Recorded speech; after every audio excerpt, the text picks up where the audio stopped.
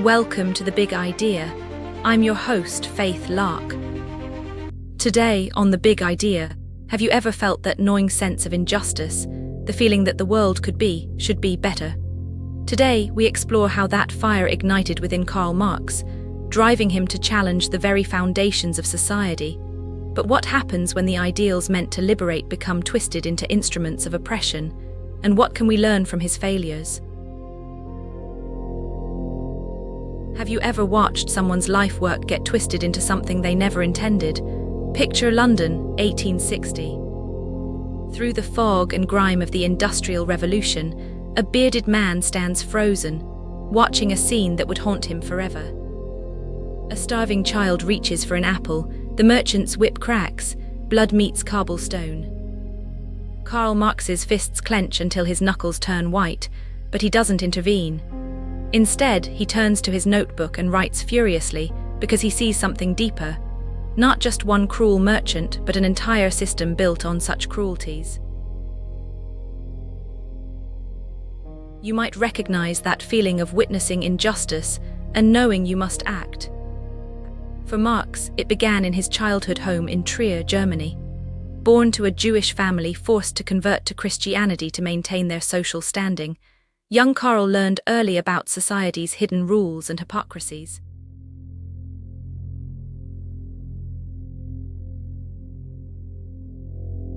While other children played in the streets, Karl sat in his father's study, devouring books about philosophy and history. His mind raced with questions that would later shake the foundations of society. Why must some suffer while others prosper? What invisible chains bind us all? At university, Marx's intensity set him apart. While fellow students debated abstract theories over beer, he saw through to the raw mechanics of power and wealth. His professors called him brilliant but dangerous. His classmates found him overwhelming. You know that feeling, when you see things others don't and your passion makes them uncomfortable. His early writings caught fire among young radicals, but with each article attacking the Prussian government's injustices, the noose tightened. The choice became clear: exile or silence. Marx chose exile, but he didn't go quietly.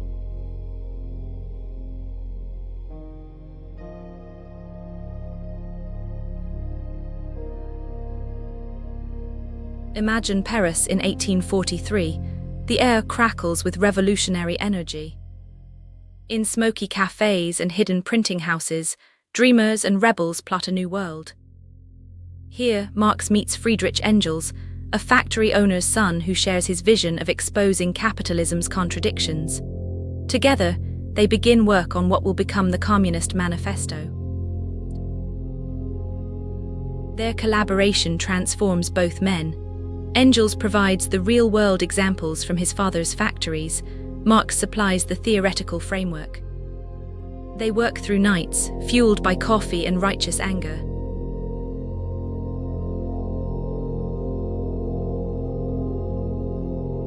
But even as their ideas spread like wildfire through Europe's working classes, Marx faces a bitter irony. The man who denounces economic exploitation lives in grinding poverty, dependent on Engels's financial support.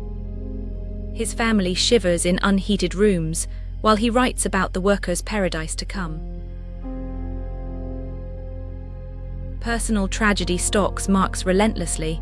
3 of his children die from the conditions of poverty. His wife Jenny, once a vibrant aristocrat who chose love over comfort, watches her dreams crumble. Yet Marx persists, working obsessively on Das Kapital, his masterwork analyzing capitalism's inner workings. You've felt that before, haven't you? When pursuing your truth costs everything, but stopping feels impossible. In his dingy London apartment, Marx paces at night, coughing blood into his handkerchief. The same system he fights against slowly kills his family. Jenny dies in 1881, leaving him a broken man.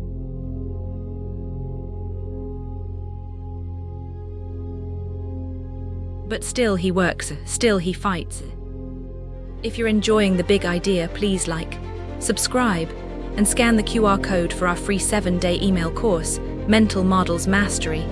Learn to make better decisions and think like Einstein, Da Vinci, and Socrates. Now back to the episode. The power of Marx's ideas transcends his personal suffering. His writings spread through underground networks, inspiring workers from Manchester to Moscow. But here's the cruel twist. As his influence grows, his message gets distorted.